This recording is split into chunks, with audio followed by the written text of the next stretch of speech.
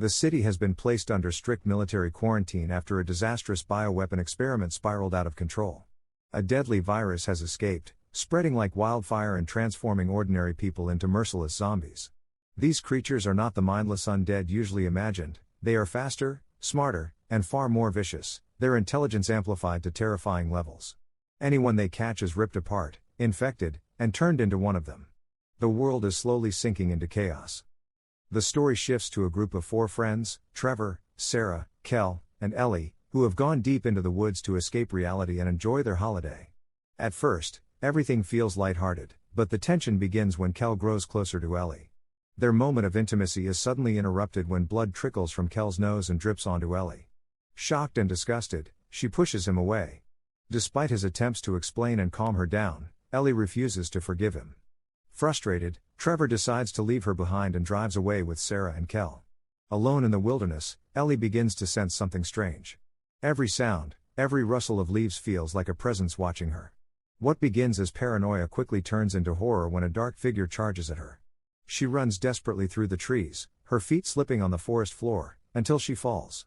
Before she can even scream for help, she is brutally torn apart, her cries swallowed by the night. We then meet Officer Emma, a strong-willed policewoman, who returns home with her partner, Officer Bold. At her house, she finds her brother Trevor with his girlfriend. The sight angers her, but she swallows her frustration and instead asks about their mother. Trevor admits he hasn't checked on her, forcing Emma to look for herself. In their mother's room, she finds a woman frail, sweating, and barely able to sit up. Alarmed, Emma urges her to go to the hospital, but their mother refuses, claiming she has just taken her medicine and will be fine. Emma knows something isn't right. Moments later, Trevor's girlfriend mentions that Kel's nose had been bleeding earlier. This news sends Emma on high alert. She orders Trevor to get their mother ready for the hospital while she goes with Bold to check on Kel. When they arrive at his house, the sight is horrifying, furniture overturned, walls stained in blood, and silence heavy in the air. Instinctively, Emma draws her gun and proceeds cautiously. Entering the bedroom, she is struck with horror. Kel's parents lie dead, their bodies mutilated beyond recognition. The sight rattles both officers, and they retreat immediately. Emma reports the discovery to her superior, her mind already racing with dread. But before she can act further, tragedy strikes. On the way to the hospital, her own mother begins bleeding from the nose, the first sign that the infection has reached her family too. Emma and the others rush her mother to the hospital, but what they witness there only deepens their fear. Dozens of patients are already showing the same symptoms: bleeding from the nose, trembling, and slipping into strange states. At the reception desk, a nurse silently hands Emma a notepad filled with names, every line representing another victim already struck by the mysterious infection. The realization hits Emma: this outbreak is far larger than anyone has admitted. Meanwhile, Trevor accompanies his girlfriend Nina to visit her father, who has been admitted to the same hospital. Emma is suddenly approached by an officer who informs her that a special doctor sent by the senior task force wants to speak with her. Reluctantly, she leaves her mother in Officer Bold's care and goes to meet him. While Emma is away, something disturbing happens. Bold notices that all the patients in the ward suddenly freeze in place, as if time itself has stopped. At that very moment, the doctor questions Emma privately about the bodies of Kel's parents. He asks if she saw any strange bite marks on them, almost as if testing a theory. Emma, unsettled by his line of questioning, sharply responds that if the bodies had been mauled, she wouldn't have left them lying in the bedroom. Back in the ward, Nina's father also falls completely still, before suddenly twitching, his eyes rolling back. Within moments, he transforms into a vicious zombie. With horrifying speed, he lunges at his own wife, tearing into her mercilessly. Nina and Trevor scream in terror as blood splatters across the room. One by one, other patients follow suit, mutating into zombies and attacking the healthy, spreading the infection faster than anyone can react. Meanwhile, an army officer stationed at a local radio tower is trying to broadcast an emergency warning. But the station's host, Paul, scoffs at his claims, refusing to believe him. Their argument is cut short when eerie noises echo outside. Looking through the window, they see the nightmare for themselves: zombies swarming the streets, tearing civilians apart. When the officer rushes to help, he is quickly overpowered and ripped apart by the horde. Chaos reigns inside the hospital as screams echo through the corridors. Trevor and Nina barely manage to escape the massacre, running through the halls in a desperate attempt to survive. The captain of the security team tries to rally his men and leads them into the basement for safety, but the zombies break through, swarming him and tearing him apart despite his best efforts to fight back. Emma, however, keeps her composure. She gathers the remaining survivors and ushers them into a locked room, trying to create at least a temporary safe zone.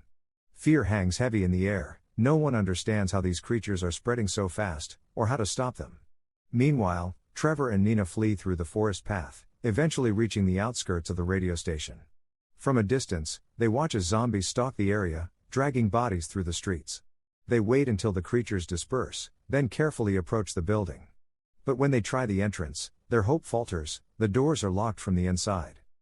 Trevor and Nina pound on the radio station doors, desperate for safety, but no one answers.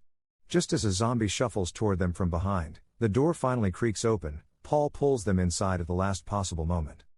Meanwhile, Emma and her team crawl through the narrow ventilation shafts of the hospital, searching for another safe room.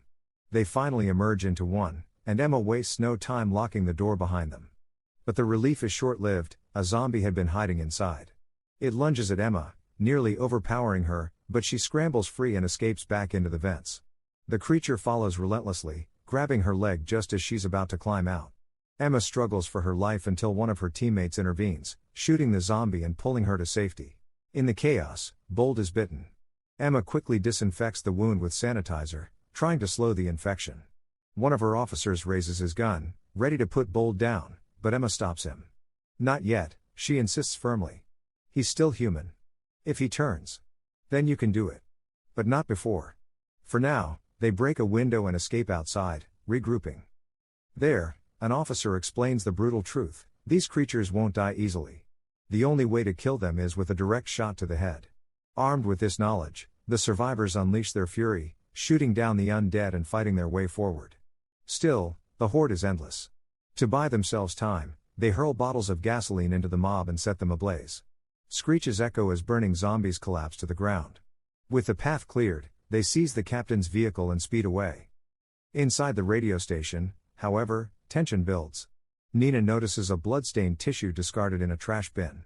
Alarmed, she suspects someone inside is infected. She brandishes her knife, demanding the truth, but no one confesses. Trevor argues that hiding an infection will only get everyone killed. That's when Nina's eyes fall on Paul. He is trembling, his skin paling, his body slowly succumbing to the virus. Without hesitation, Nina plunges the knife into him, killing him before he can transform fully. Out on the road, Emma drives with Bold and another officer in the car. Bold is deteriorating fast, his body twitching, his breathing ragged. The infection is taking hold. But Emma refuses to let anyone harm him, clinging to the hope that he won't turn. As they drive, the crackle of the radio fills the silence. Suddenly, Emma hears a familiar voice. It's Trevor, her brother, broadcasting from inside the radio station. Shock floods her face. Back at the station, Trevor peers outside and freezes. His mother stands there, but she is no longer human. She's become one of the undead. Blinded by emotion, Trevor stumbles toward her, calling out, but the zombie mother lunges at him, teeth bared. Just as she's about to strike, Emma bursts onto the scene. With tears in her eyes and her heart breaking, she slams the car into her own mother, crushing her beneath the wheels to save her brother. Trevor collapses in tears, devastated by the death of his mother. Emma grips his shoulders firmly, forcing him to look at her. She wasn't our mom anymore, Emma tells him. She was gone. The only way to save you is to end it. Her words cut deep, but Trevor understands, this world no longer leaves space for mercy. Together, the survivors push toward the highway. By now, Bold has fully transformed into a zombie. His body twists unnaturally, guttural snarls spilling from his throat. The army has set up a blockade ahead, but instead of protection, it becomes a slaughterhouse. Infected soldiers charge the group, forcing Emma to swerve the car violently. She steers off the road, plunging into the forest. The escape doesn't last long.